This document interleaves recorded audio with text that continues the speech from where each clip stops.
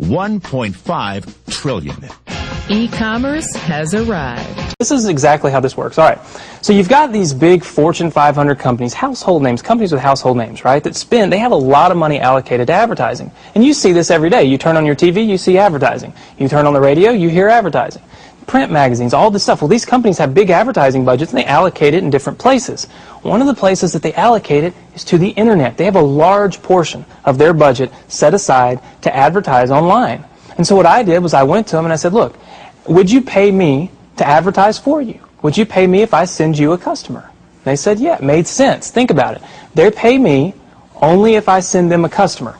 It's results-oriented. Right. It's performance-based. It made a lot of sense to them. Instead of paying to be seen, they're paying for customers, right? So they allocate a large portion of their budget to advertising this way. And what I do is I go promote these companies. I don't have to work against them. I don't have to build a business and try to compete with these monster companies. I work with them. They've already got it going. Right. I'm helping them. I send them customers, and in turn, they send me a check. They pay me for sending them customers. So they're elated. You know, when they get a new customer, they're excited. They don't mind paying me.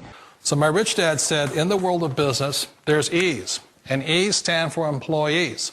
An employee, he says, you can always tell who they are by their core values. And what the employee, whether the president or the janitor of the company, will always say the same words. The words are, I'm looking for a safe, secure job with benefits. That's what makes them an employee, because their core values are security. The other one of the four is the S, or the small business owner or the self-employed. And again, their core values will cause them to use the same words, which are, if you want it done right, do it by yourself. S means they're also solo. They're generally one-person act, or they operate by themselves. On the right side of the quadrant are the B's. And what Rich Dad said the B stood for was big business, or like Bill Gates. Forbes defines big business as 500 employees or more. And their words are different. They say, I'm looking for a good system, a good network, and the smartest people I know to help run my business. So they're unlike the S. They don't want to run the company by themselves. They want smart people to run their companies for them. And then the fourth of the quadrant is the I, and I stands for investor. These are people who have money work hard for them. These people are people who have people work hard for them. And these are the people that work hard for the rich here. So early on in my life, it was my poor dad who always said to me, you know, Robert, go to school and so get a high-paying job. And so my poor dad's core value was to be an employee. He wanted job security, promotions, a steady paycheck, and all this. And so it was my rich dad who said to me, he says, you know, Robert, if you really want to be rich, learn to build businesses. It made more sense to him to work hard to build a business, something you owned, and something you could pass on for generation to generation to your kids. Whereas my poor dad said, work hard, but my rich dad said, why would you work hard for something you'll never own and you can get fired from right away? Again, that was the difference in values. So my rich dad suggested I learn how to be a business owner and learn how to be an investor. And that's one of the big differences. On this side of the quadrant, these people here work for security. They work for money also. On this side over here, their key value that they want is they want freedom. They don't want to have to work at a job anymore. They don't want to have to work for the rest of their lives. So the beauty of building a business and learning how to invest is very simply that this is passive income. You work hard for a few years, but possibly for the rest of your life, income keeps flowing to you. You got a dream, you got to protect it. People can't do something themselves. They want to tell you you can't do it.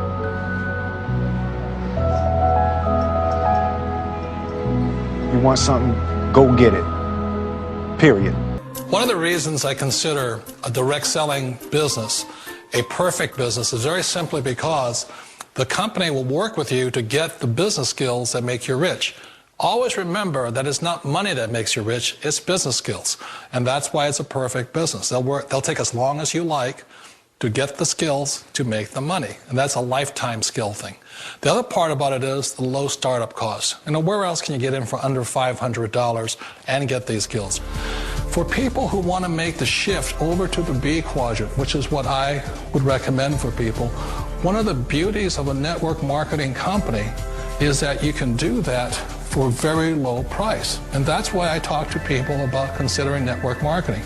If you're to build a Microsoft, it would take you hundreds of millions of dollars. But a network marketing company allows you to start at a very low rate. They'll be patient with you. They'll take their time to transition over here. And the reason why that time is so important to most people is it takes time to change those values. And the most important thing is once you take the time, let's say it takes 1 year, 2 years, 5 years, whatever time it takes, once you see the value or the core values of this side and this side, you're unstoppable. Today, I would never go back and get a job. Why should I? I'd rather stay on this side, build companies, pay less taxes, and make more money. But the key is a person needs to change the values from my poor dad to the values of my rich dad. And that's one of the beauties of network marketing companies. They allow you the time, and at very low cost, they'll work with you to make that transition over there. The number one asset a person can build is build a business. That is the smartest thing you can do. Years ago, I decided not to follow the corporate ladder simply because, again, it was values. You know, my poor dad always said, go to school and get a high-paying job with the government or a big corporation.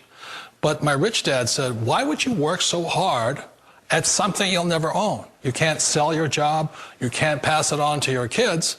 So to me, it never made any sense. It made more sense to build my own business and hire other people.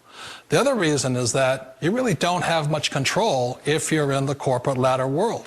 For example, you can get fired at any time.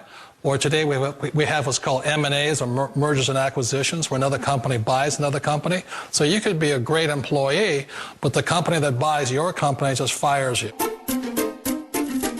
Wait a minute. This sounds too good to be true. Like one of those get-rich-quick schemes. It's not a get-rich-quick formula. You don't just do it overnight. It takes time.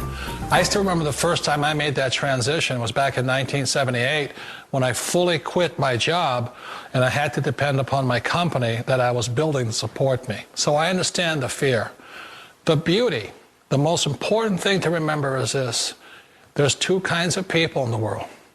There are the types that will say, you'll never make it. And there was I had a lot of people, a lot of friends and family saying that. You're stupid, don't do it. And the second type were the people that said, go for it, you can do it. Don't worry about it, we'll cover you. So the most important thing is support of friends and family. One of the beauties of a direct selling company is that they provide that personal support to you for as long as it takes you to make the journey from the left side to my rich dad side. One of the challenges of being self-employed is that you're your own boss. You're the solo act. Like in the S quadrant, you're the individual. You do it on your own. Whereas in the B quadrant, you're a team player. You have to depend upon your team and count on your team. So the problem with being an S is that, let's say you're in a traffic accident, there goes your income. And let's say you get older and you haven't set enough money aside to retire on, that means you'll probably have to work for the rest of your life because you don't have anybody else to fall back on, not a team to count on. So one of the problems with the S, although most people say it's the most satisfying of all work, it is a solo act, and you're totally on your own. Personally, I'd rather be a member of a team. You know, they can count on me and I can count on them. We all know the world has changed, but sometimes the hardest thing to change is ourselves. And being an old guy, I sort of know the older I get, I sometimes get more set in my ways. And I think that's one of the things that a direct selling business offers people, why it's the perfect business. They allow you to take your time to make the mental, emotional, and physical changes required to move from the left side to the rich dad side. I think that's a big thing. It's a very gracious, it's a very elegant way, it's a patient way of supporting you in making the changes of your life. So please remember, change always creates upset, but sometimes we all know we have to make those changes. And if you know it's time for you to make that change, then the perfect business may be a direct selling business for you. Let me tell you something you already know. The world ain't all sunshine and rainbows. It's a very mean and nasty place, and I don't care how tough you are, it will beat you to your knees and keep you there permanently if you let it. You, me, or nobody is gonna hit as hard as life. But it ain't about how hard you hit. It's about how hard you can get hit and keep moving forward. How much you can take and keep moving forward. That's how winning is done. Now Now, if you know what you're worth, now go out and get what you're worth. But you got to be willing to take the hits and not pointing fingers saying you ain't where you want to be because of him or her or anybody. Cowards do that, and that ain't you. You're better than that. You got a dream, you got to protect it. People can't do something themselves. They want to tell you can't do it.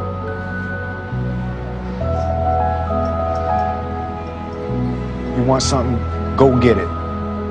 Period.